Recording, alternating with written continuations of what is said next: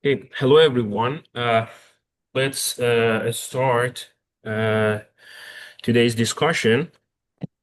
Today we are going to talk about the harmonic control in an electrical power system, and we are going to use the standard IEEE 519 as our framework. So we are going to talk about how these standards define the harmonics, how we could identify, measure limits, and mitigate the harmonic distortions in a power system.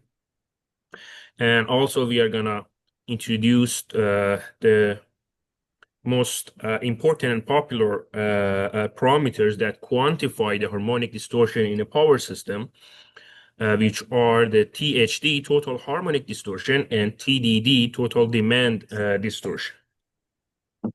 And at the end, we are going to talk about an example to see how IEEE 519 compliances is going to be assessed for a system and how we could actually improve our system so we could meet the criteria in this standard. Now, let's talk about the purpose and the scope of IEEE 519. Basically, IEEE 519 provides recommended practices and some requirement for harmonic distortion control. Now, this means that IEEE 519 is a guideline. It's not a mandation or a law. Okay. So basically that tells the engineers how to reduce the unwanted electrical harmonics in the power system and improve the reliability and the safety of the system. Now, please note that although IEEE 519 is not legally mandated, but it's widely followed in like a real world engineering. So lots of utility owners, industries, and engineering contracts actually require engineer to follow and ensure a good power quality based on the IEEE 519. Now, this standard sets limits for how much harmonic distortion is acceptable. And we normally do that measurement and control at the point of common coupling in our system. We call it PCC, which is a place where the facility connects to the power grid. And IEEE 519 basically says how much distortion in current and voltage is allowed on that specific point of the circuit so we could avoid affecting the other users that are connected to the same network. Now, this standard basically aims to protect the entire power system. It's not just for an individual component. So instead of focusing on fixing each piece of the equipment, basically this standard makes sure that the whole system from the generation to the transmission or to the loads to customers works well together without any harmonic problem. Now, this standard also helps that equipment from different sources basically can work together without causing interference, which makes sure that sensitive machines and electronic devices would not fail or act unpredictably when they are connected to the power network. Now, please remember that the IEEE 519 is designed for a 60 Hertz system. So our fundamental frequency in this standard is 60 Hertz, which is the frequency used in North American electrical networks. Okay, so this is important because we are going to talk about the harmonics and how we actually defines different order of the harmonics, and all of those definition is related to the fundamental frequency and is based upon the fundamental frequency. Now, this standard also applies to power generation, transmission, and distribution network. So it's basically the whole electric grid. And is not just for factories or buildings. It covers everything. So it's a kind of like a general standard, and basically it's stored everything that includes where the electricity is produced, or how it's transmitted over the long distances, or finally how it's basically delivered to the users like homes or businesses. Now, let's talk about the significance of the harmonics before move on to the uh, uh, main topics. Harmonics are basically more important today because the modern electrical system use many nonlinear loads today. So the old devices that we used, they normally worked in a smooth and predictable way. But today's technology, like computers or LED lights or variable speed drivers, these are the examples of those. They pull current in a sharp or irregular burst, which basically creates harmonics in our current and voltage.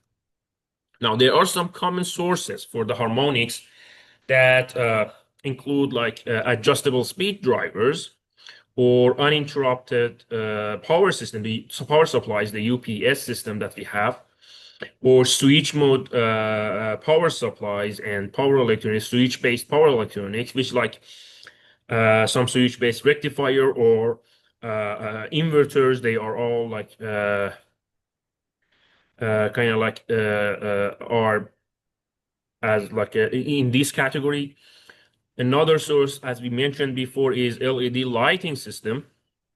And another one, if you want to like make an example, is like a welding equipment. They are all kind of like nonlinear devices that create harmonics in voltage and current and distorts the normal wave shape in the system. Now, those harmonic can have several kind of like impact and create several problems. One is that the harmonics cause extra heating in electrical equipment. And that heating, as you know, could damage the components over time. Now, how we do that? When the current has a harmonic content, okay, it creates extra heat in motors. How we do that? Or like the transformers or the cables. Now, how that happened, that extra heat came from, and where the extra heat came from, imagine the current when they have a harmonic component. Now, instead of one signal, one current, our current basically has summation of different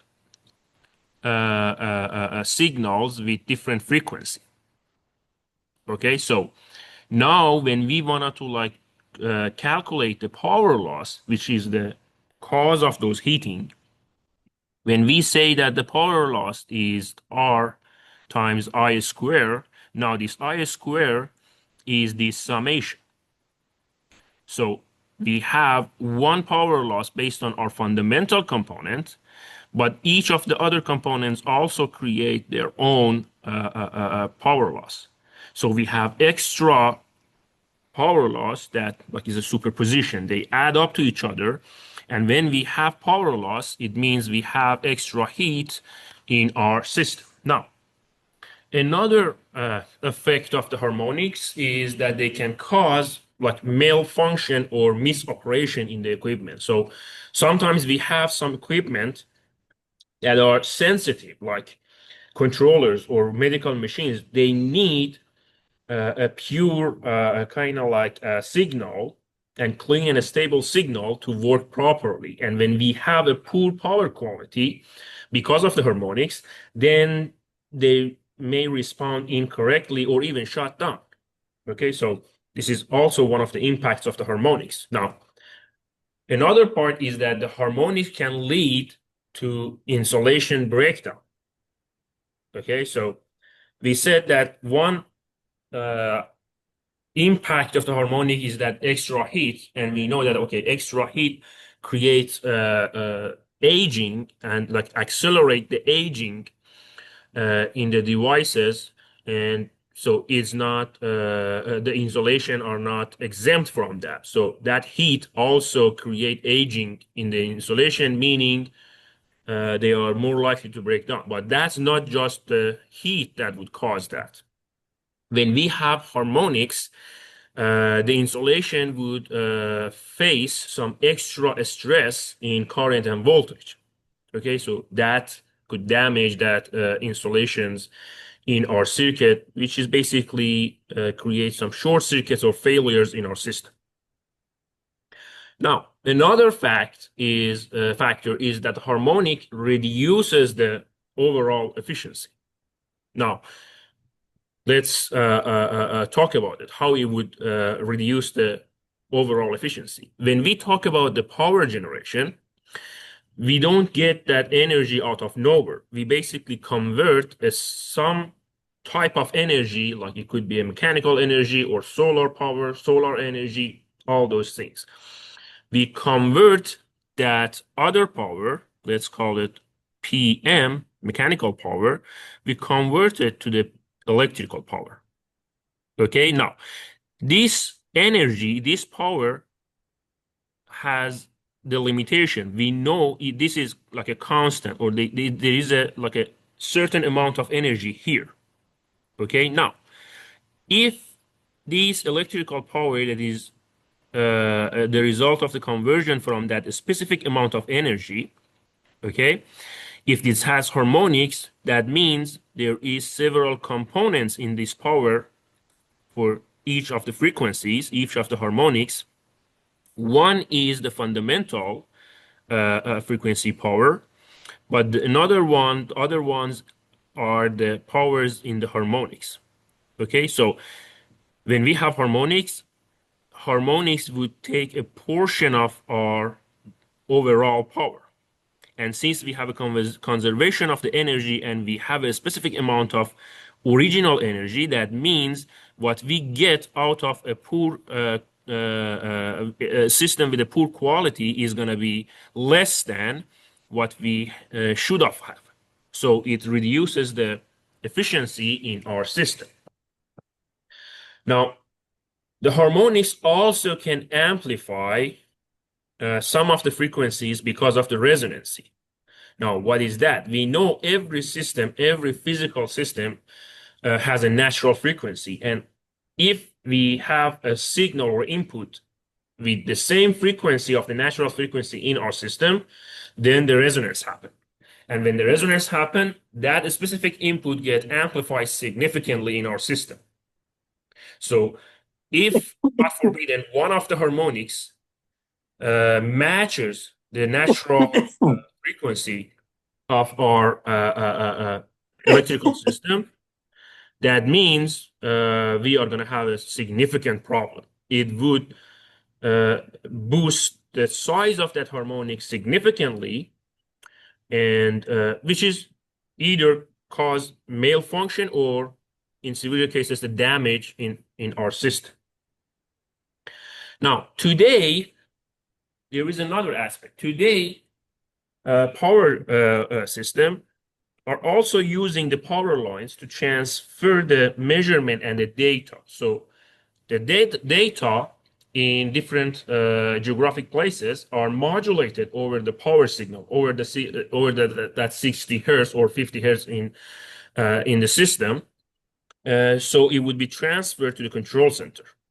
Now, if we have a harmonic, okay, then we might have some harmonics that matches the frequency of those data that are carried over the power signal, okay, which basically means that we either lose those data, or there is going to be a kind of like interference, which basically would cause failures in automation and monitoring system. Now, we talked about the general purpose of this standard. We talked about why we care about the harmonics and what are the effect of the harmonics. Now let's talk about actually what is a harmonic. Okay, now harmonics are voltage or current components that happen at the frequencies that are an integer multiple of the fundamental or base frequency. Okay, for example, we have second order harmonics, which is the component, an alternative component that has the frequency equal to twice the fundamental frequency. So the second order in a 60 hertz system is going to be 120 hertz component, frequency component. Or like the third order is going to be 180. Okay, so this is the definition of the harmonic. So it is the voltage and current components that have the integer multiple, that their frequency is equal to the integer multiple of our desired or the fundamental component that we have in our system. Now, harmonics basically happen when we have an electrical waveform that is deviated from the pure sinusoidal function. In the system, the generators, the signal out of the generators are some amplitude over the time. So they are time variant signal. The generator does not generate those frequency components separately. So what those frequency components are, we are going to talk about the Fourier. You already, I think, know the Fourier series. The Fourier series is a mathematical representation. It is not a physical thing. It's a mathematical representation that changes an arbitrary or like a distorted signal into series of some pure sinusoidal with different frequency. Okay, so if we have any distorted sine wave, as you can see the red signal in the picture, in the top picture in the slide, when we have a distorted signal, we can use the Fourier series to represent that signal, which we don't have any function for it, to represent that signal as the summation of a bunch of pure sinusoidal. One of them is in the fundamental frequency, what we like, and the others are the harmonics, the multiple integers, integer frequencies of that fundamental. Now, nonlinear loads are basically the main reason the harmonics happen or appear in the power system. Now, a pure sinusoidal waveform is smooth and continuous. So when we have a distorted waveform, this is when the unwanted harmonic ripples happen.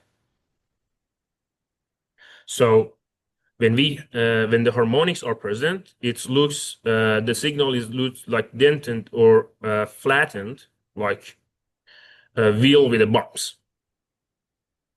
Now, those harmonic are visualized using frequency spectrum. Okay, when we want to talk about those harmonic, we use frequency spectrum or harmonic spectrum, as we see in the slide, which basically shows the amplitude of the fundamental and the harmonic frequencies. So when we develop the Fourier series of our distorted signal, as we said, we have a bunch of sinusoidal with different frequencies. Now, amplitude of those, each of those components, each of those sinusoidal waves are going to be shown in a spectrum, in the frequency spectrum, like you can see in the middle image in the slide. So each frequency is assigned with the amplitude, and the graph that includes all the frequencies and amplitude of those specific, each of individual frequencies, we call it the harmonic spectrum or frequency spectrum. Now, The harmonics can be mathematically analyzed, as we said, using the Fourier analysis and Fourier series. So this techniques basically breaks any complex or like distorted waveform into some of like simpler sine waves, which it is easier for us to deal with a sine wave when we wanted to like analyze the system and like do the circuit analysis or system analysis in electrical engineering. And those sine waves are, as we said, various frequencies, so it helps us to see exactly which harmonics are present and how strong they are. Now, you can see the formula that we use to uh, create that Fourier series. Okay, and like Cn is the amplitude of each frequency. So when the frequency that n is the multiple integer, which is the order of the frequency, and omega is the fundamental frequency. Okay, so this would create all the components, the sinusoidal components in our system. Now, we can classify the harmonics based on several aspects. One is based on the harmonic order. We already said that, okay, harmonics are defined based on the multiple integer of the fundamental. So that integer number, we call it the order of the harmonics. Now, using those numbers, we can classify the harmonics, which basically refers to how many times their frequency is compared to the system fundamental frequency. As we said, like the third harmonics has the frequency that is equal to 3 times the fundamental, which is 180, for example. Now, we have some low order harmonics, okay, that are normally in the system, have a higher amplitude, okay, and we call it like the third or the fifth or seventh harmonic. They are considered as low order harmonics. And we also have another classification for harmonics that we call it high order harmonics, which is normally the harmonics after 15th order.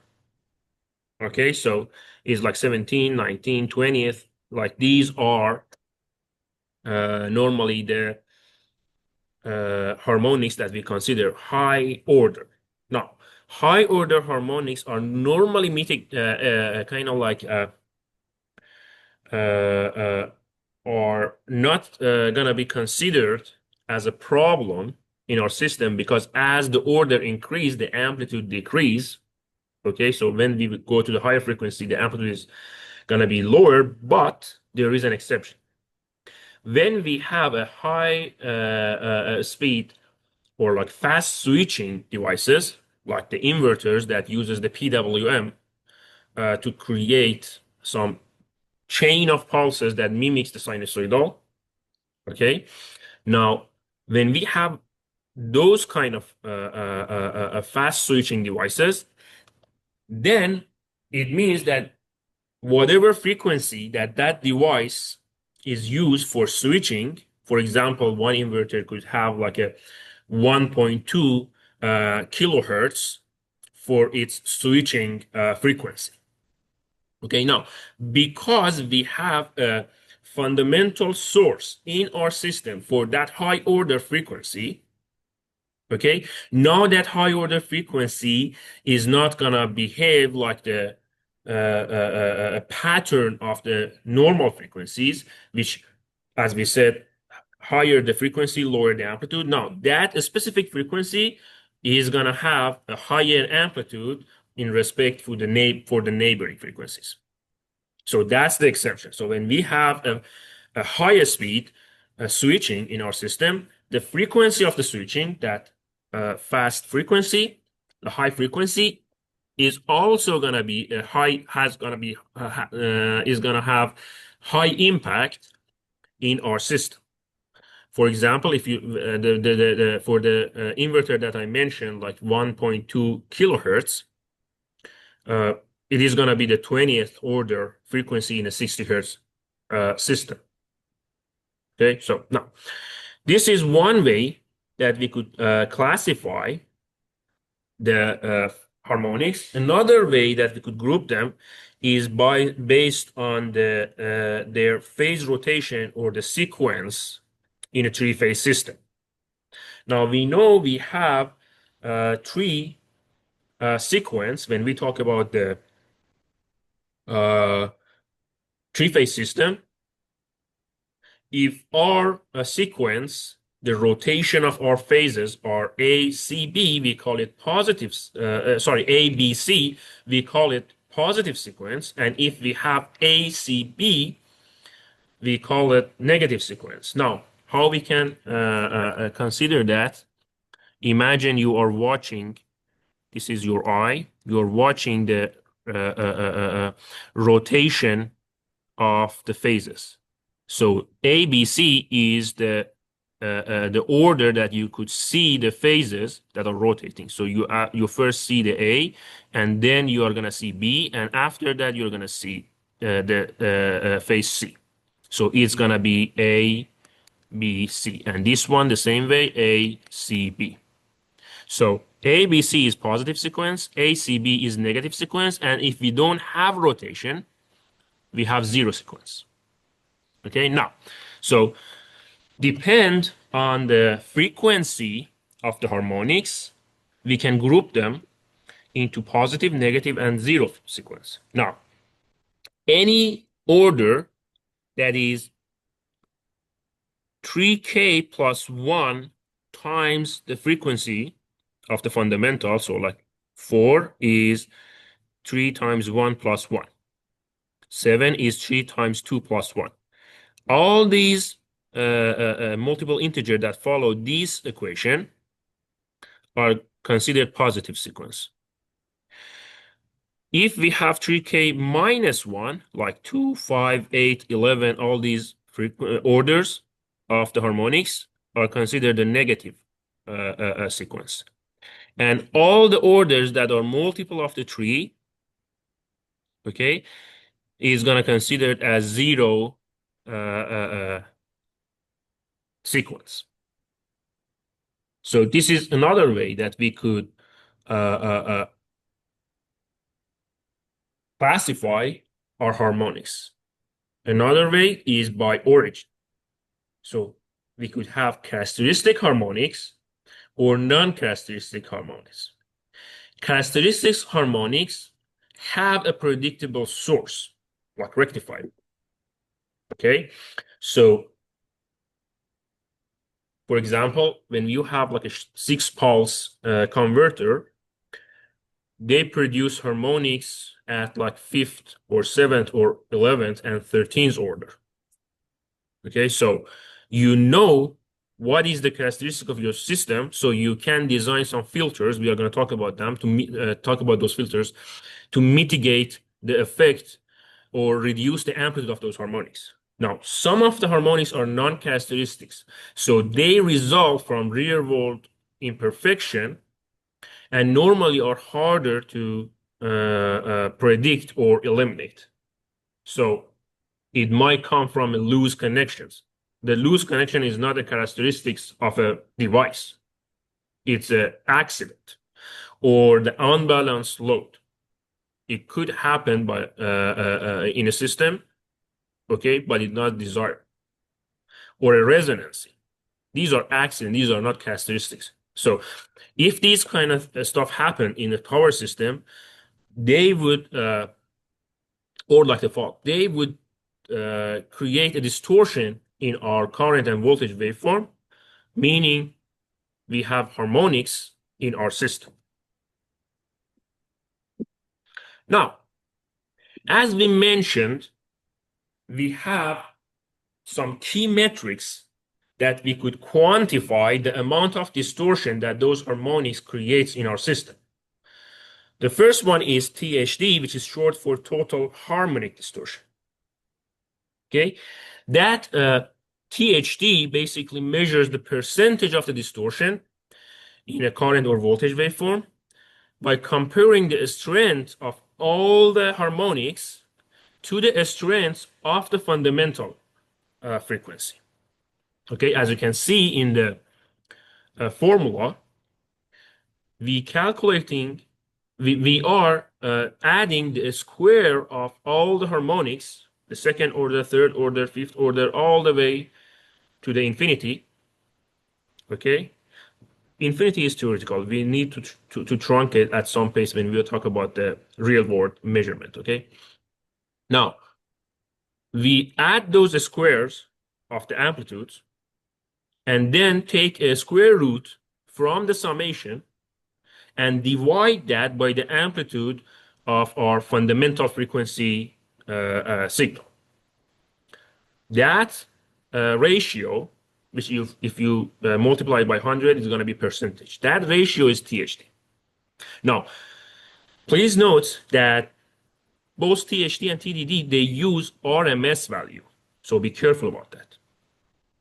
Okay, they use RMS value. So that I2 or I3 or I1 is the RMS value of the current of the fundamental frequency or second order or third order. Now,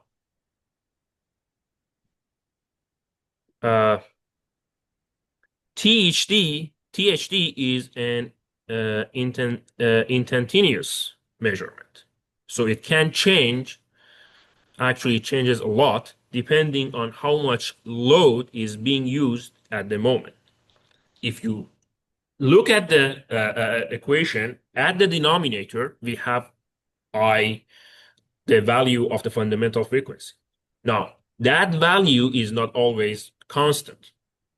Depending on how much current we drain in our system, meaning how much load we have, that value would change. So if we have lower load, that means the denominator has lower amplitude, so we have higher THD.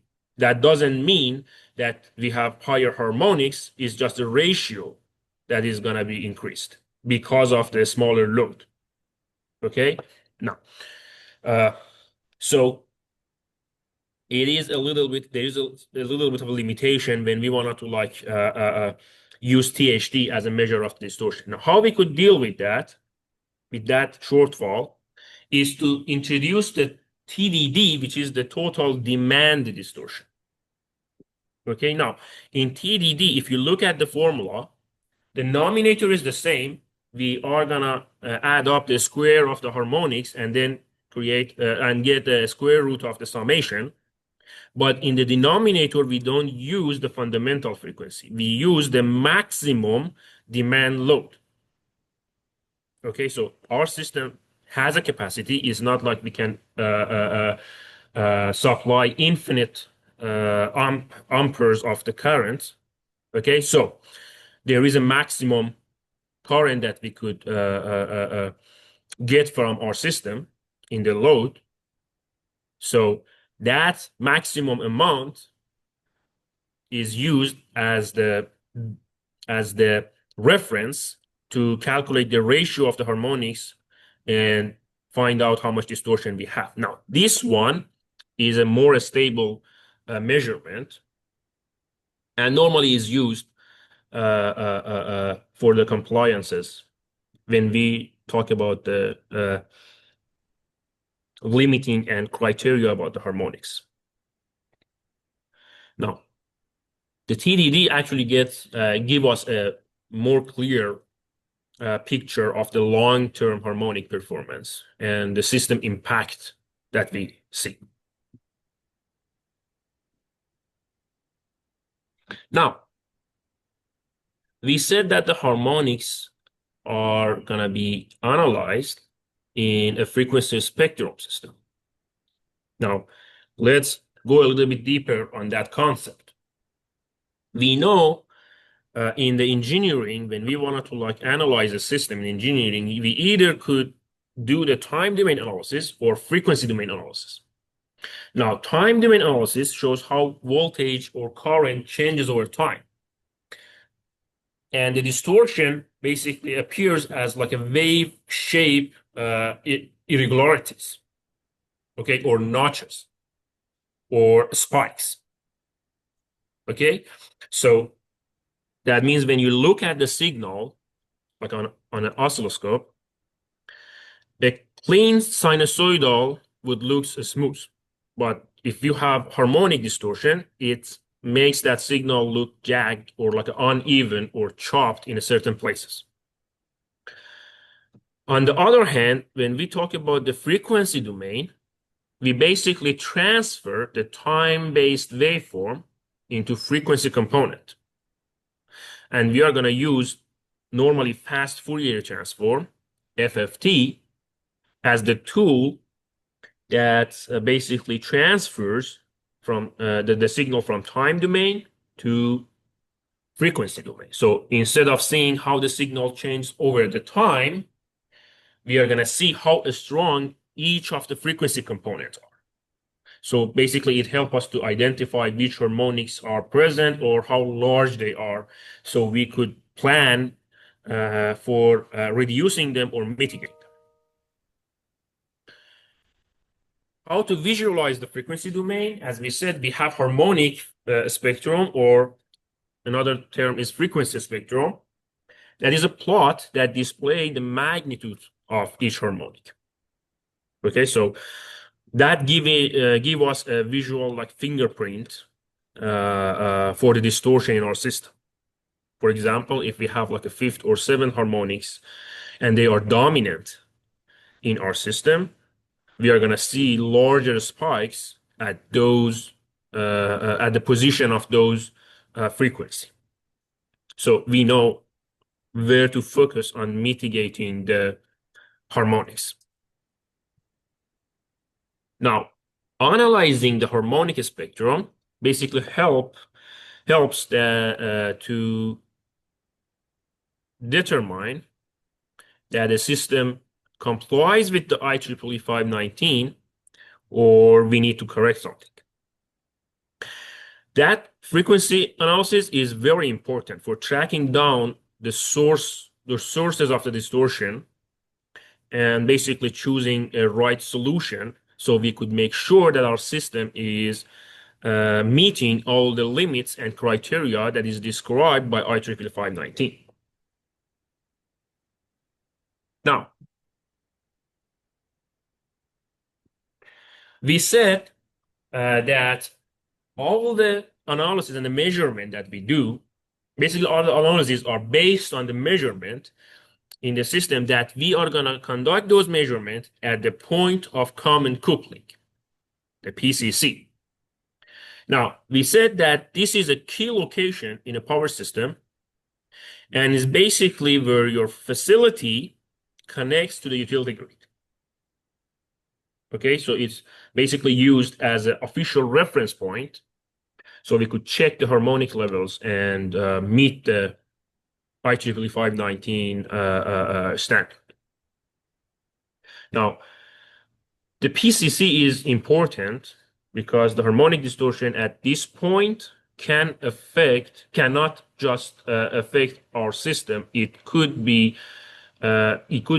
impact the users that share the same network that we are using.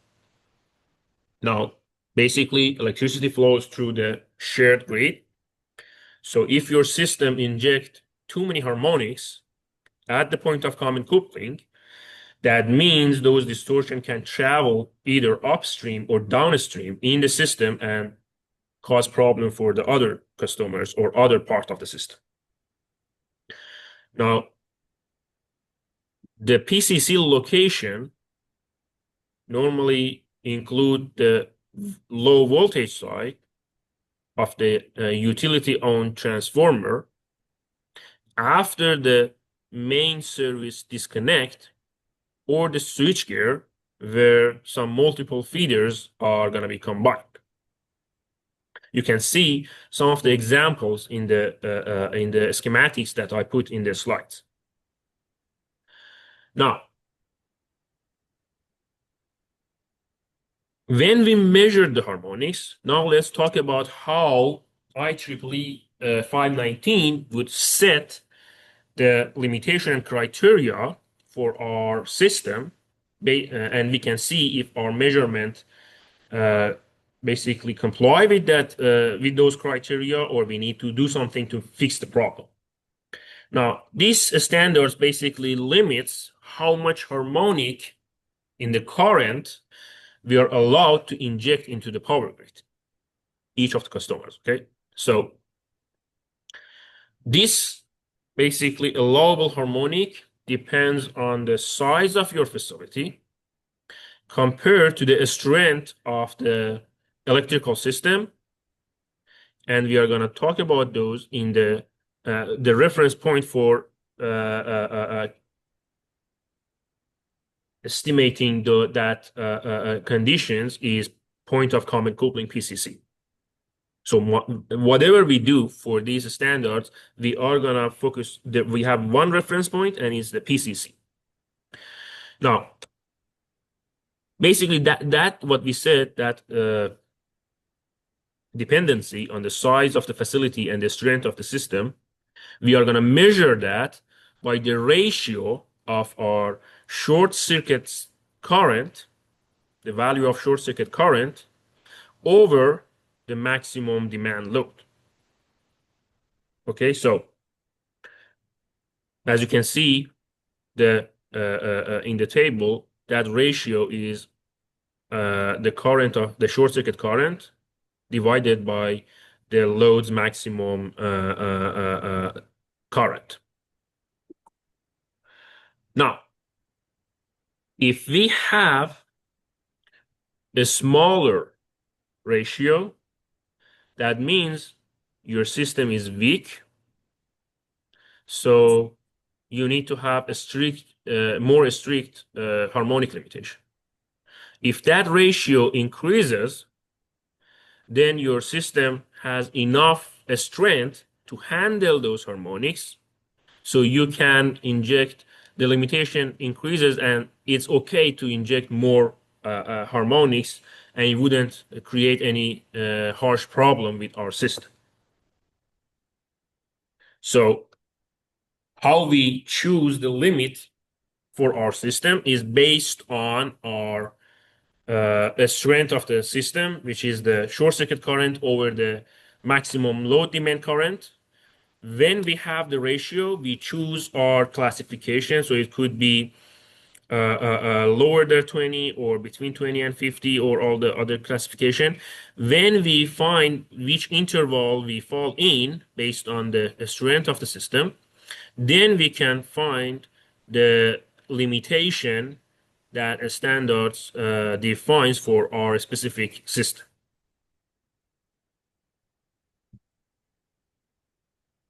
Now, the IEEE 519 also defines some limitation on how much voltage distortion is allowed in the power system. Okay, these basically voltage distortion limits depend on the system's nominal voltage. So please pay attention. When we talk about the current distortions in the previous slide, the amount that we are allowed to, the amount of harmonics that we are allowed to inject is based on the ratio of the short circuit current over the maximum load demand. When we talk about the limits of the voltage distortions, the harmonic voltage distortions, now we have to, the strength of our system is categorized based on the nominal voltage that we have.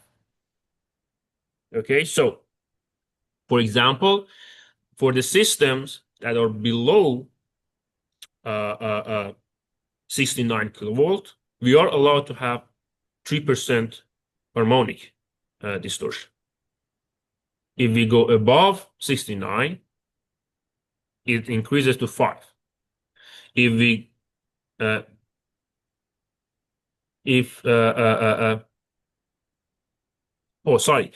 we are below 69 kilovolt, our individual harmonic limits is gonna be 3%, and the total voltage distortion is gonna be 5% for the limitation.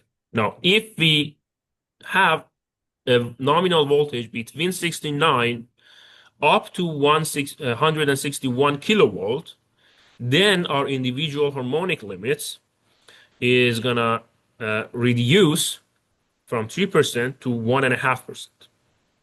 And if we have the nominal voltage over the 161 kilovolt, then we need to limit the harmonics more, and the limitation decreases to 1%. So all these numbers are defined in the content of the standard, so you can look at those definitions so you know what are the limitations based on the design and the characteristics of your system. Now, we define the harmonics as the multiple integers of the fundamental frequency, but that's not just the whole kind of like situation. There are some special harmonics that we call them either interharmonics or subharmonics.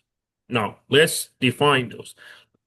Interharmonics are the component that their frequency is non-integer multiple of the fundamental. So they sit between those harmonics. The inner harmonics component sits between two kind of like harmonics. So we are going to have, for example, if we have a spectrum, the frequency spectrum, we are going to have the fundamental, the second order, the third order. Now, the inner harmonics happen in between. So the frequency is a non-integer multiple of this harmonic. Okay. Now, subharmonics are the harmonics that are less than a fundamental. So it happened between 0 and fundamental. These are considered as a subharmonic. So the frequency is below the fundamental. Now, if we wanted to like measure them, we normally need a high resolution FFT tools. The normal fast Fourier analysis would not help us to properly detect the inner harmonic and subharmonic in our system. Now, these are also important, especially the subharmonics, because subharmonics which normally happen in the inverter-based system or the fault conditions, and both of them require like a special measurement, as we said. And although like we in the IEEE 519 we mostly focus on the harmonics, and I think the standard would cover the harmonics up to the 15th order, 50 order. So the maximum frequency that the standard includes is the order 50. So although we consider the main harmonics, but that inner harmonics or subharmonics are also are the concern for those inner harmonic and subharmonic increased day by day, because we have more advanced power electronic system, and those systems are not gonna inject only the multiple integers of fundamental, so they are not gonna inject harmonics. Those inner harmonics are gonna have the same effect that the harmonics has, so we have to deal with them as well as we deal with the those fundamental harmonics, the multiple integers. And on the other hand, the subharmonics are also very important because they create some stability problem, and we need to deal with them. There is a very high chance that if we have a subharmonics in the series connection of the like L and C, we are gonna face some resonancy or stability problem. Now, when we talk about the distortion that creates the harmonics, we normally have the most common one are the voltage notches and the transient harmonic. Now, when we talk about the no voltage notch, it is referred to as sudden and short dips of the irregularities in the voltage waveform. Okay, those notches normally happen in a system that uses like SCR devices or have a heavy DC loads, which makes the voltage briefly drops or dents during the switching. Now, those voltage notch can cause equipment malfunction or premature aging uh, if their depth and the frequencies exceed a certain threshold. So IEEE 519 also specifies the assessment criteria for these voltage notching, which includes the how much we are allowed to have a notch depth. As you can see, the definition that in the visual representation of the voltage notch, I mentioned what we mean by notch depth, and it also defines a limitation for the area under the notch, which also is mentioned and showed in the image in the left image in the slide.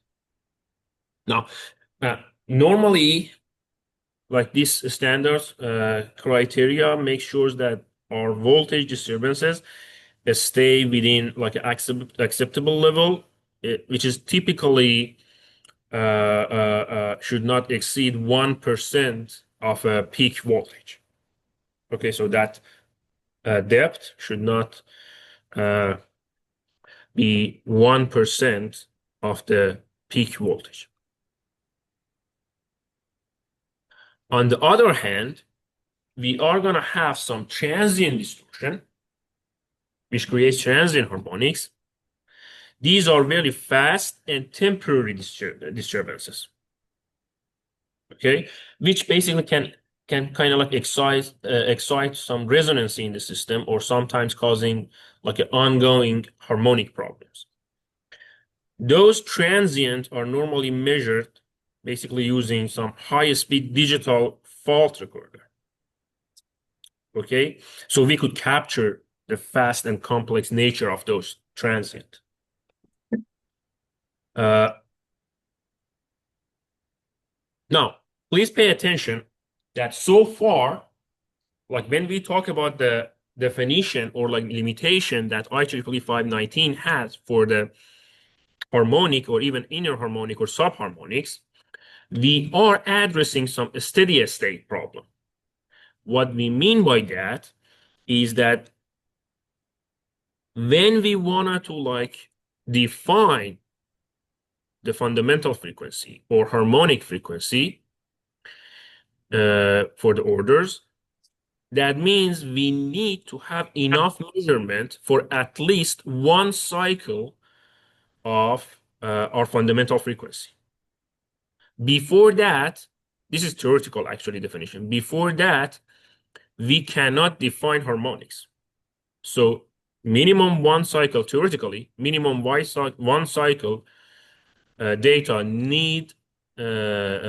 we need to actually be able to like actually have like an analysis over the harmonics. Now, this is, as I mentioned, is theoretical. In a real world, the equipment that use for harmonic analysis are normally have to have like 3 to 5 cycle of the data, so they could basically the TDD and the THD that they are measuring could reach a stable kind of like measurement. Now, transient event, which we said can trigger resonancy or make the harmonic distortion worse than in a steady state. over time, we need to have like a different type of analysis over them, which we call it the fast or high-speed digital fault recorder or oscillography. We can use those. Remember, managing the voltage notches and transient distortion needs careful design and the coordination of the switching equipment and the protection system.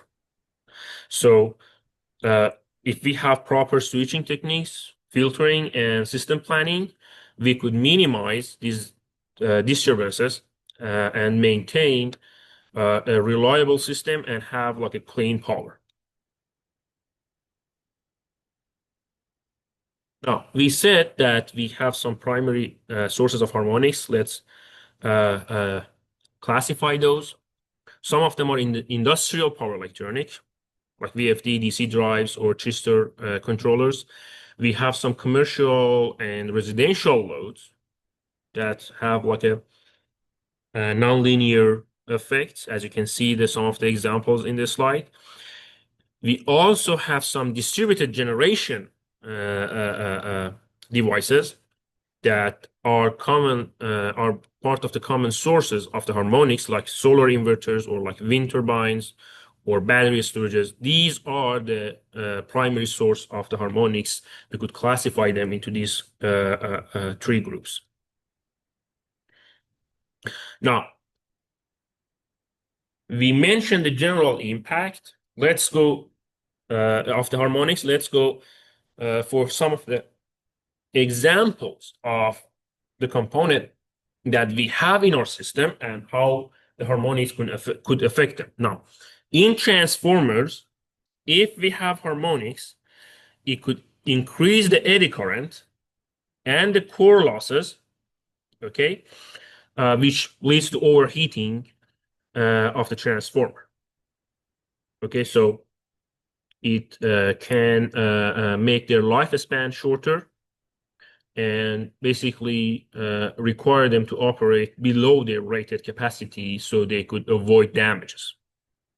Now, on the capacitor banks, they can kind of like experience harmonic resonance with the system inductance, which cause overvoltages or even some failures. Like when the capacitor's natural frequency matches the harmonic frequency, basically it causes large circulating current and voltage spikes that damages the capacitors. Now, when we talk about the electric motors, they suffer from the torque pulsation or like vibration. So the motor's smooth rotation happens based on the fundamental frequency, the purity of the fundamental frequency. So now if we have harmonics, it's like the motor would see different speeds for the rotation, which physically you can see it as like a vibration or pulses in the torque and the rotational frequency, rotational speed actually. These basically you can imagine it could create some mechanical stress, some noises, or accelerate the aging of the motors. Now, the next component that we wanted to talk about is cables and conductors. We said we have like a power losses, which is Ri square inside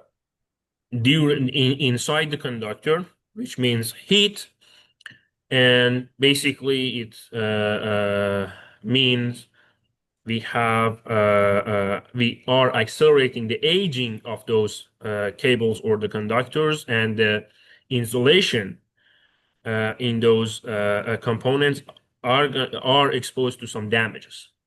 Now, this would get worse when we talk about the neutral conductor, because all those triple harmonics, those zero sequence harmonics, they are gonna all go through the neutral conductor.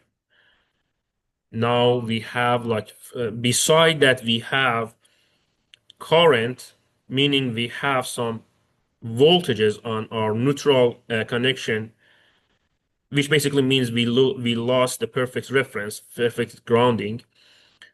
Beside that, we are going to also have problem with the isolation and power loss in our neutral connection.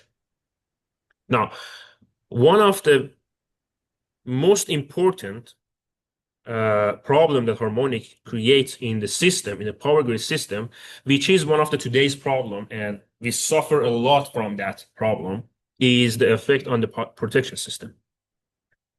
Now, protection system basically relies on the measurement and how the relays would estimate if there is any fault, like if we pass certain threshold, or if there is a fault or huge disturbance, so they could apply the comment, send the say the command to the circuit breaker, so they could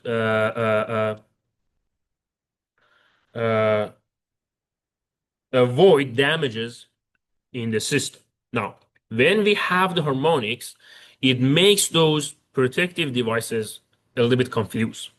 So they can have like false stripping or even fail to detect a real faults.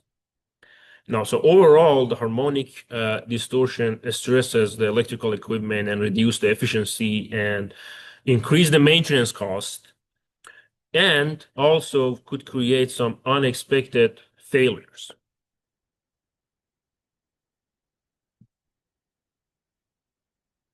Now, there are some system-wide impacts.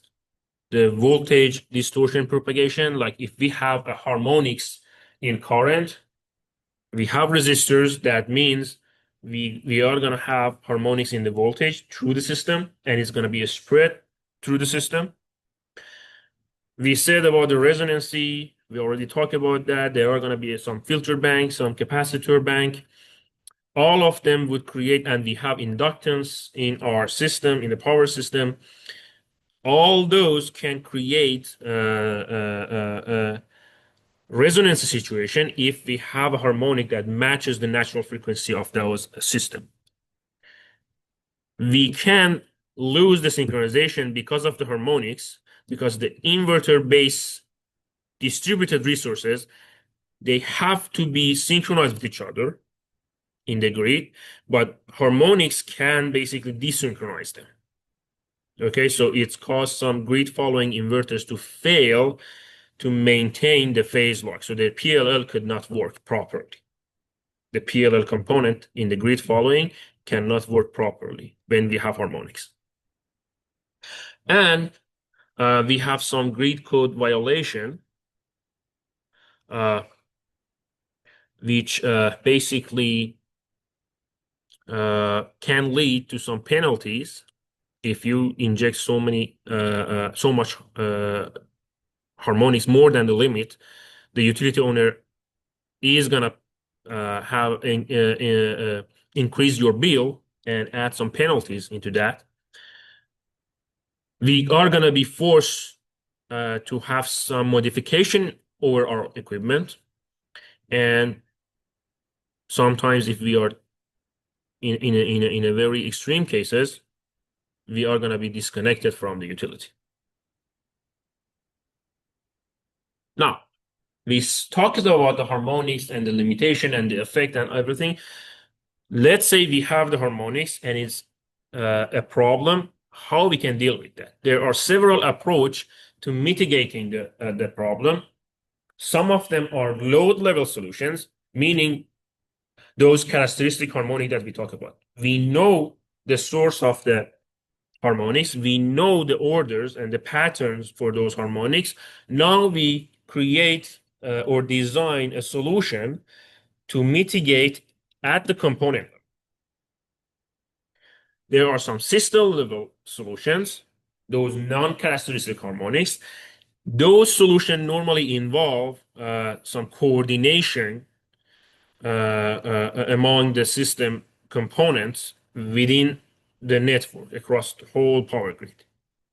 Now, those mitigation solution that we are talking about, it could be passive filters, okay, those the component level solutions. It could be passive filters or active filters. Passive filters use passive elements like R, L, C, so they can amplify, so they can reduce uh, the amount of certain frequencies. Okay, it's like a low pass filter or high pass filter, which low pass filter lets the low frequency to move on without any kind of like effect of like a reducing the amplitude. And at a certain after the certain threshold of the frequency, the low pass frequency would mitigate, or in the more practical kind of like concept, they would reduce the amplitude, weaken those frequencies, so we take care of those hormones. Active filters works differently. We are going to talk about them. Now, when we talk about the passive filters, we have several types. Okay, one would be the single tuned filters.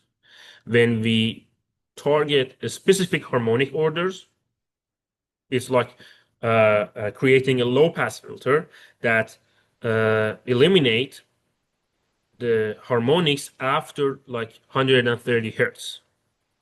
So that means we eliminate like the third order, fifth order, seventh order, and 11th order harmonics.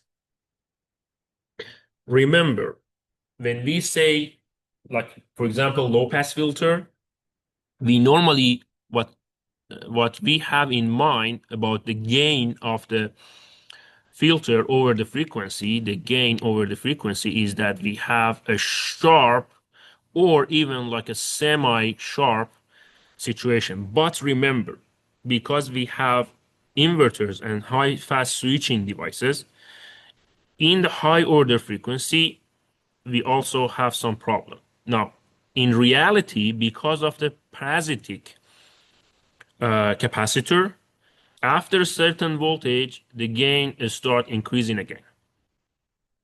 So you need to make sure that your target's frequency do not fall into that area caused by parasitic capacitor. That part is when the KVL, KCL breaks down, and we no longer have only conductive electrical energy. We have conductive and radiative conduction and radiation in our system. Now, we said the single tone. Another type is like a high pass filter. You already know that this high pass filter attenuate high frequency up to the certain frequency, the low frequency up to the certain frequency, and let the high frequency pass. We don't use them normally in the power system. We have C-type filters, which are optimized to minimize fundamental frequency losses by combining some series and parallel LC. So it makes them more efficient. We also have some multi-stage filters, which basically combine multiple single tone or high pass or other like C type filters, so we could have a better kind of like efficiency in our filtering. Active filter, on the other hand, are normally power electronic devices. So what they do is that, like for example, at PCC, they measure the harmonics. Let's, for example, we say, okay, the second harmonic or the third harmonic or the fifth harmonic has a specific amplitude. Like we have a specific amplitude for our fifth voltage harmonic. Now, what it does, the active filter does, is it creates that specific harmonics using the switching system, switching circuit, okay? and like PWM or SVM control system, it creates the another type. It creates a signal with the same frequency and the same amplitude, but it has 180-degree phase shift. That means, let's say, this is the signal that is created by the active filter, and our measured harmonics is this. You can see when they inject this 180-degree phase shifted harmonics, they basically cancel out or reduce that specific harmonics. Now, they are way more effective than the passive filter, but as you can see, because of their configuration and structure, they are more expensive, and the design and control of them are more complex rather than the passive filters.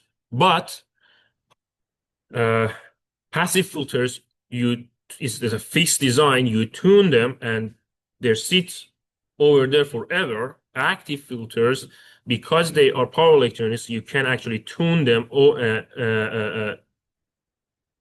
kind of like constantly based on your situation in the grid. Now, let's talk about an example. As we said, we are going to talk about an example. Let's assume we have an industrial facility, okay? That industrial facility is supplied by a three-phase power with a nominal voltage of 480 volt. In our facility, we have maximum load demand equal to 300 amps. And based on the design, we know our short circuit current is 9 kiloamp. Okay, so now based on these two values, we can find the ratio of how much is our system is strong, which for this example, it become 30, so 9K over 300 become 30, which falls into the interval 20 to 50 range in the IEEE 519. Okay, so this is our system, the definition of our system. At the PCC, when our facility connects to the grid, we are going to measure the harmonics and the voltage or current. In this example, let's focus on current. We measured those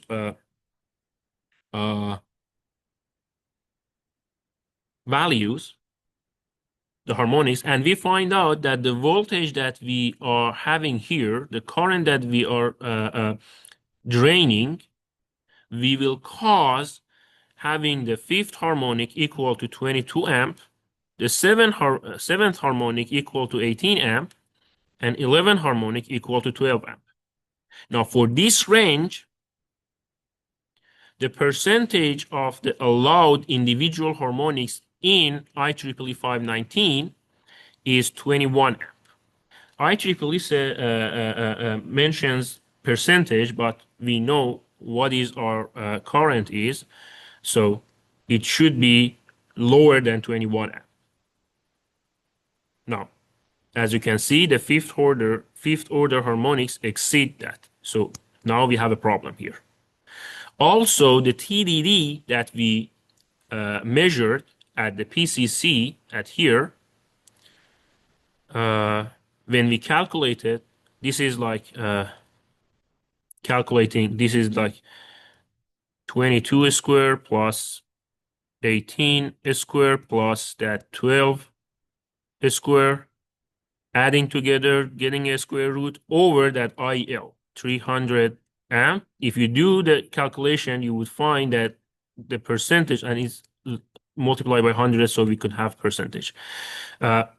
10.29% TDD, but the limit in the IEEE 519 for this level of the ratio, the ratio equal to 13, is 8%. So here we also have a problem. We exceed the limit. Now, we have a problem, we need to solve it. How we could mitigate them? We said for the mitigation, we have two type of solution. One would be the passive filter, another one would be the active filter. Active filter, we are not going to talk about the configuration because it's like a switching device, like a StatCom or other filters, the active filters, which basically is the based on the this is work based on the control algorithm that we have. Like we can have like a PID controller that mitigate a certain values in our system and create a command for the PWM or SVM methodology, which controls the switching of our like edge breach in the active filter and inject that specific frequency that we want to cancel out the harmonics. Now, this is all in the active harmonic filter. We don't want to like go into the deep detail because it needs a lot of discussion about the fundamental of this category. Let's focus on the passive filter design. Now, we know that we have a problem in the fifth harmonic. So we need a single tuned, we have a target. We need a single tuned filter. Okay? To deal with that, we say, okay, we need to have a certain capacity for our filter so we could address our system. We say, okay, we target 5 kilowatt of the reactive power at the 60 hertz, so we can address this problem. This is also given by the characteristics of your system. So it's specific for your system. It can change based on your own situation. Okay. Now, to calculate what would be the parameters of filter, first of all, we need to consider, okay, what type of capacitor we need, what amount of capacitor we need in our system.